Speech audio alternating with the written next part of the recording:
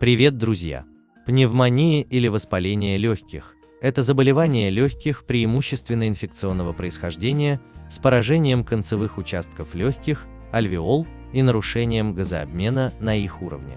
Альвеолы заполняются жидкостью или гнойным материалом, вызывая кашель с мокротой, реже кровохарканье, жар, озноб и затрудненное дыхание.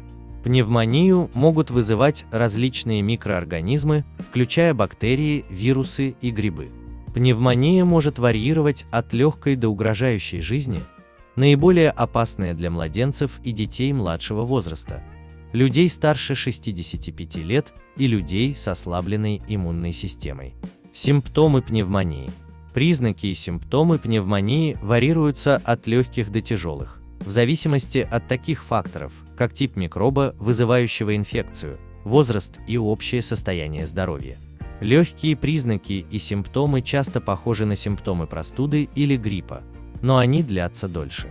Признаки и симптомы пневмонии могут включать в себя боль в груди, когда вы дышите или кашляете, кашель с мокротой, сбивчивое дыхание, одышка, при меньшей нагрузке, разговоре, в покое. Температура тела ниже нормальной у взрослых старше 65 лет и людей со слабой иммунной системой. Изменение настроения, аппетита, физической активности у пожилых в сочетании с другими факторами. Тошнота, рвота или диарея в редких случаях.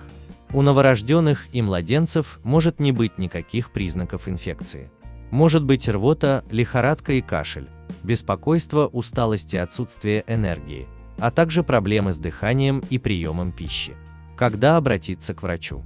Обратитесь к врачу, если у вас проблемы с дыханием, боль в груди, постоянная лихорадка 38,5 градусов или выше, кашель, особенно если вы кашляете с мокротой. Причины пневмонии.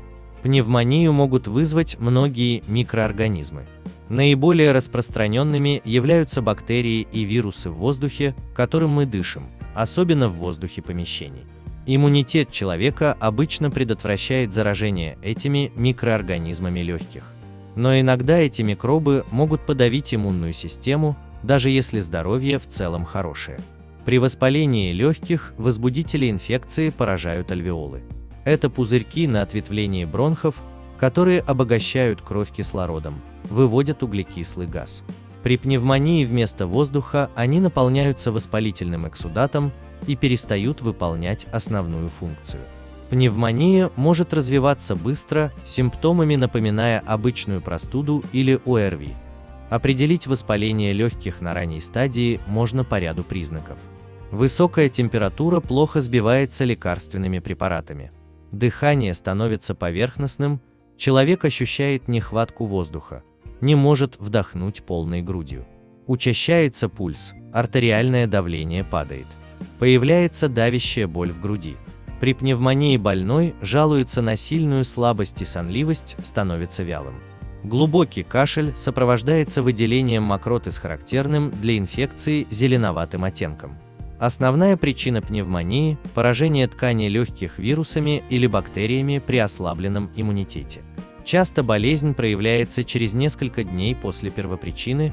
Переболев гриппом или ОРВИ, больной приступает к работе, но ощущает нарастающую слабость, недомогание, кашель. Иногда пневмония протекает без высокой температуры. Это может означать, что иммунная система не сопротивляется инфекции. Такое воспаление наиболее опасно. Пациент списывает усталость на стресс, переутомление, проблемы на работе.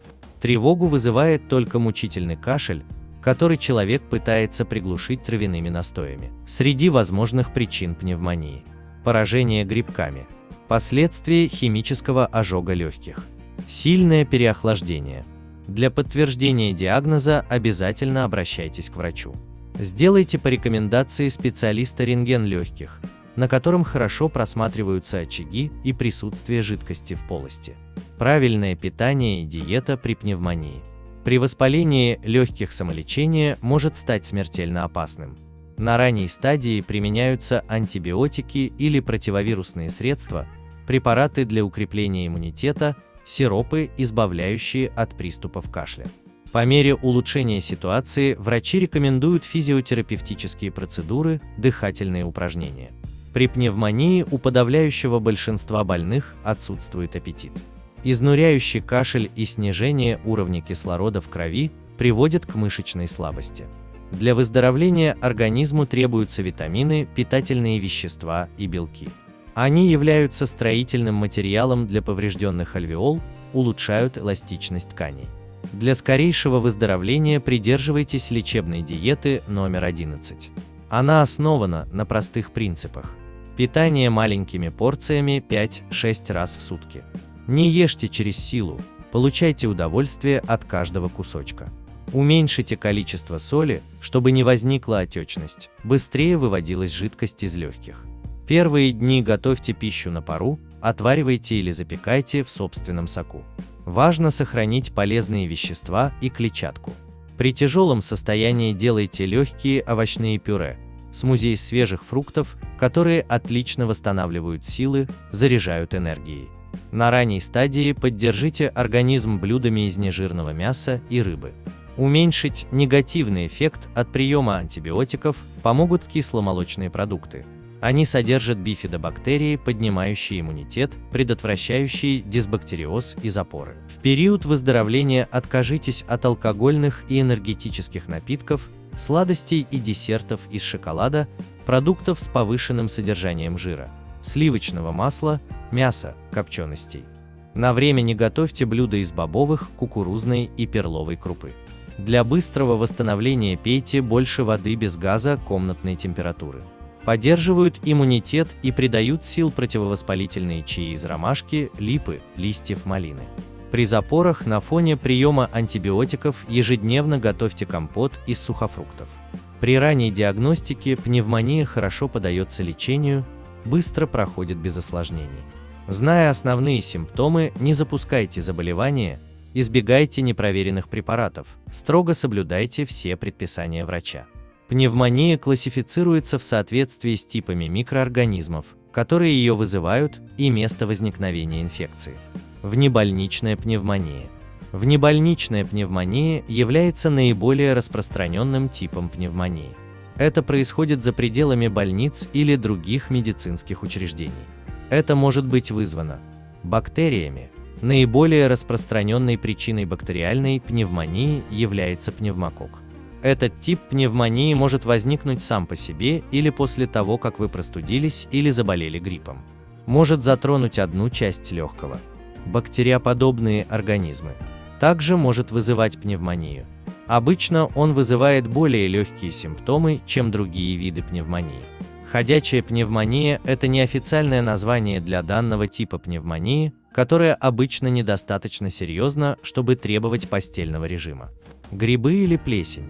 Этот тип пневмонии чаще всего встречается у людей с хроническими проблемами со здоровьем или ослабленной иммунной системой, а также у людей, которые вдыхали большие дозы организмов.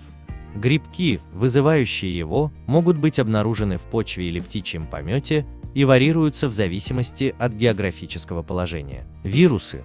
Некоторые вирусы, вирус гриппа, герпес-вирусы, аденовирусы, вызывающие простуду, могут также вызывать пневмонию. Вирусы являются наиболее распространенной причиной пневмонии у детей младше 5 лет. Вирусная пневмония обычно легкая, но в некоторых случаях это может стать очень серьезным. Факторы риска. Пневмония может повлиять на любого, но в двух возрастных группах риск повышен. Дети 2 лет или младше. Люди в возрасте 65 лет и старше. Другие факторы риска включают в себя нахождение в стационаре. Повышается риск развития пневмонии, особенно в отделениях интенсивной терапии больниц, особенно при искусственной вентиляции легких. Хроническое заболевание. Риски заболеть пневмонией повышаются при бронхиальной астме, хронической обструктивной болезни легких или хронических заболеваниях сердца, сахарном диабете, циррозе печени. Курение. Курение нарушает естественную защиту организма от бактерий и вирусов. Ослабленная или подавленная иммунная система. Люди с ВИЧ-СПИДом, перенесшие пересадку органов, болеющие туберкулезом, получающие химиотерапию или длительно принимающие стероиды. Осложнения при пневмонии. Даже при лечении некоторые люди с пневмонией, особенно в группах высокого риска, могут испытывать осложнения, в том числе бактерии в кровотоке, бактериемия. Бактерии, попадающие в кровь из легких, могут распространить инфекцию на другие органы, что может стать причиной нарушения функции этих органов и дальнейшего прогрессирования заболевания. Затрудненное дыхание, одышка. При тяжелых пневмониях, особенно на фоне хронических заболеваний легких, возникают проблемы с получением достаточного количества кислорода. Может потребоваться госпитализация и использование дыхательного аппарата на время лечения. Накопление жидкости вокруг легких, плевральный выпад. Пневмония может вызвать накопление жидкости в тонком пространстве между слоями ткани, которые выстилают легкие и грудную полость плевру. Абсцесс легкого. Абсцесс возникает, если в легких образуется гной. Абсцесс обычно лечится антибиотиками. Иногда для удаления гноя требуется операция или дренаж с длинной иглой или трубкой, помещенной в абсцесс. При подозрении на пневмонию обязательно обращение к врачу. Несвоевременное обращение, самолечение приводят к поздней диагностике, антибиотикорезистентности, различным осложнениям и даже летальному исходу. Делитесь этими важными знаниями с друзьями и берегите себя. Будьте здоровы!